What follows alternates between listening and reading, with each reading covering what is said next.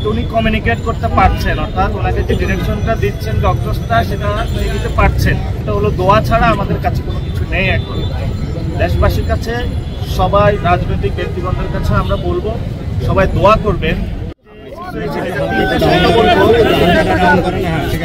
একটা হলো ওনার অবস্থা ক্রিটিক্যাল, একটা হলো বাট স্টেবল, কিন্তু উনি কমিউনিকেট করতে পারছেন, অর্থাৎ ওনাকে যে ডিরেকশনটা দিচ্ছেন ডক্টরসটা সেটা নিয়ে দিতে পারছেন।